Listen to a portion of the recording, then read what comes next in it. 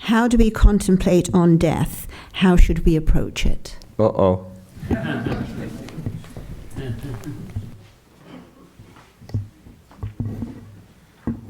Contemplate on death. Somebody asked, if you contemplate death, somebody asked Vivekananda, won't you become depressed?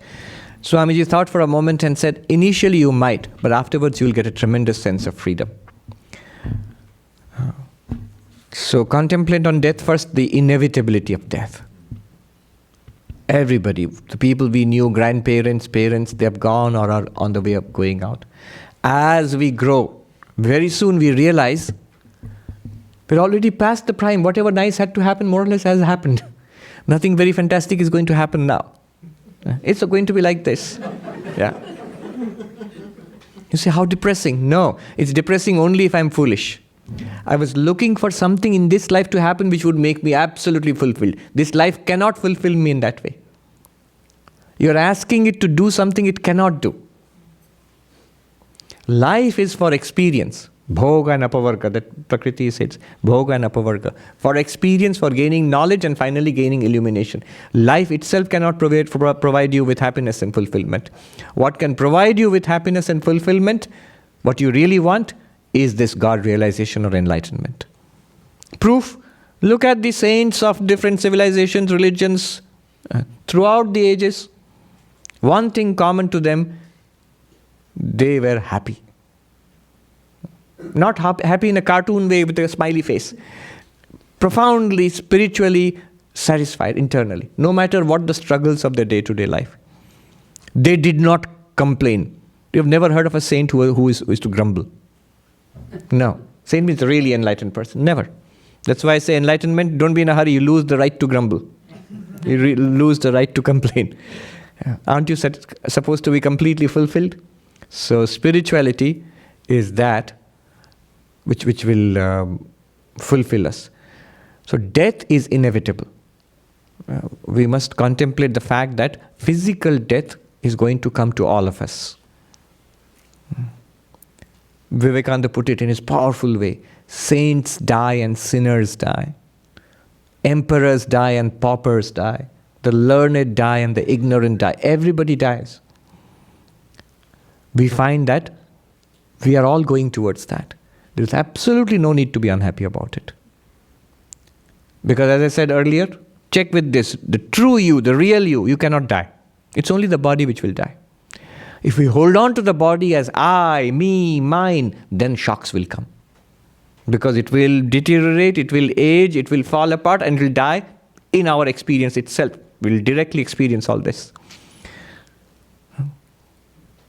Don't hold, psychologically, don't hold on to it so tightly. There's an old Vedantic story of 3 friends who were going to this party. It's called a festival, Mela in Hindi, the next village. And they are all dressed up in their finery. Now, as they went along, they were caught by dacoits, by robbers, who saw their fine silk clothes and said, give them to me. Now, one of them was really well built, large and and also loved his new clothes.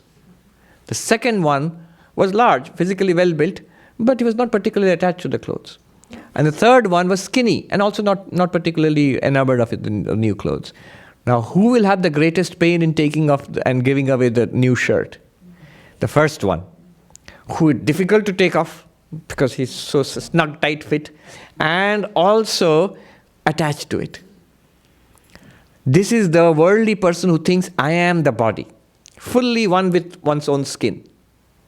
I am the body, and has not practiced spiritual disciplines. So giving up is really difficult. But in time of death, when the Lord of Death, Yamaraja, comes to snatch away the fine cloth of the body, they're very difficult.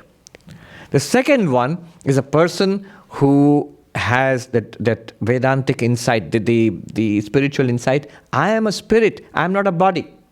I am consciousness, I am the witness in which the body is experienced. But has not done sufficient spiritual practice. So it's not an instinctive thing. Understands, but there's a struggle to take off the cloth. He's not attached to it, but still snug fit. So third one is the one who has got the spiritual discernment and also the lifelong spiritual practice, who easily takes it off and casts it away.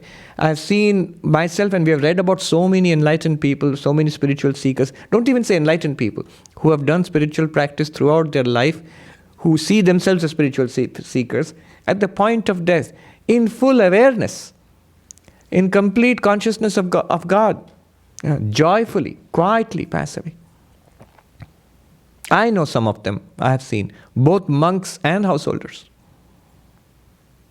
It is not just at the point of death they were spiritual. They had this clarity even before that. And so they were able to deploy these spiritual resources at that spiritual crisis, in the point of physical death.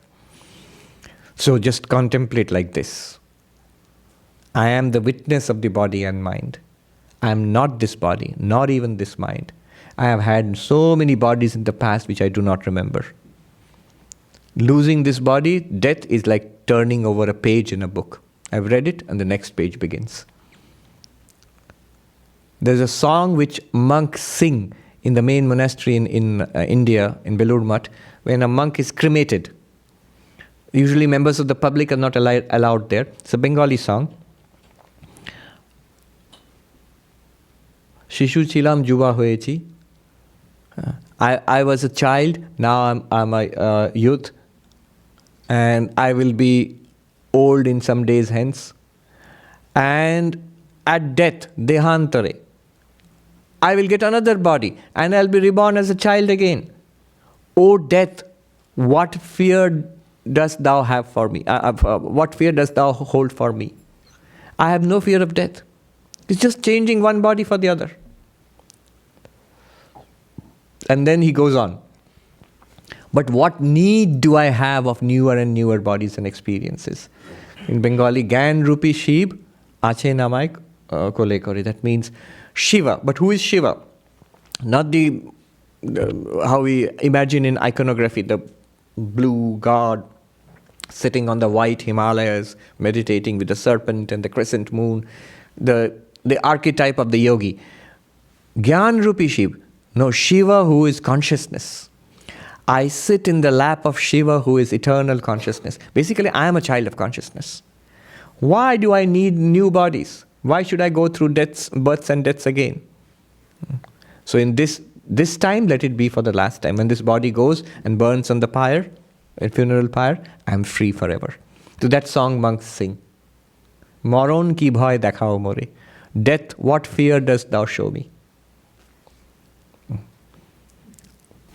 I think